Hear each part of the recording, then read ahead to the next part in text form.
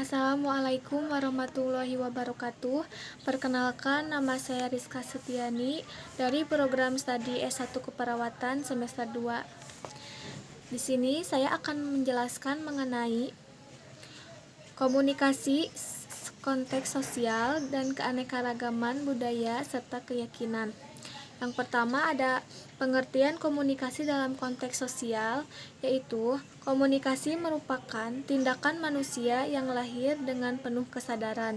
Bahkan secara aktif manusia sengaja melahirkannya karena ada maksud atau tujuan tertentu. Dalam kehidupannya, manusia senantiasa terlibat dalam aktivitas komunikasi.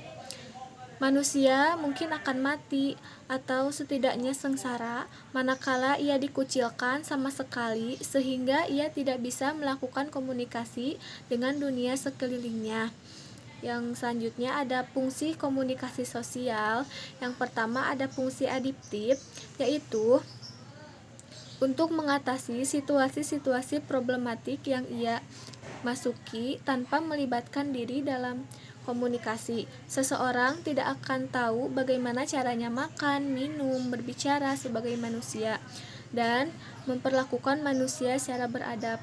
Karena cara-cara berperilaku tersebut harus dipelajari lewat pengasuhan keluarga dan pergaulan dengan orang lain yang intinya adalah komunikasi. Yang kedua ada fungsi implasif, yaitu fungsi komunikasi sosial ini adalah fungsi komunikasi kultural. Para ilmuwan sosial mengakui bahwa budaya dan komunikasi itu mempunyai hubungan timbal balik, seperti dua sisi dari satu mata uang. Fungsi komunikasi sosial bisa terbentuk dengan adanya pembentukan dari dalam.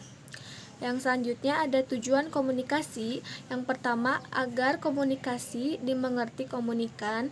Yang kedua, agar dapat mengenal orang lain. Yang ketiga, agar pendapat diterima oleh orang lain. Yang selanjutnya ada komunikasi budaya. Komunikasi antar budaya adalah komunikasi yang terjadi di antara orang-orang yang memiliki kebudayaan yang berbeda, seperti berbeda ras, etnik, atau sosioekonomi, atau gabungan dari semua perbedaan ini. Yang selanjutnya, Sartosa mengatakan bahwa komunikasi antar budaya adalah proses negosiasi atau pertukaran sistem simbolik yang membimbing perilaku manusia dan membatasi mereka dalam menjalankan fungsinya sebagai kelompok. Selanjutnya, komunikasi itu dilakukan dengan antara lain yang pertama, dengan negosiasi untuk melibatkan manusia di dalam pertemuan antar budaya yang membahas satu tema atau penyampaian tema melalui simbol yang sedang dipertentangkan. Yang kedua, melakukan pertukaran sistem simbol yang tergantung dari persetujuan antar subjek. Yang ketiga, menunjukkan fungsi sebuah kelompok sehingga kita dapat membedakan diri dari kelompok lain dan mengidentifikasinya dengan berbagai cara.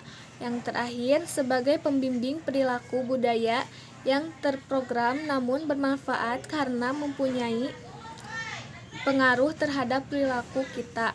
Yang selanjutnya ada fungsi dan tujuan komunikasi antar budaya. Yang pertama, fungsi pribadi, yaitu menyatakan identitas sosial. Contohnya, pendeta Buddha Jepang menyatakan identitas melalui baju yang dikenakan.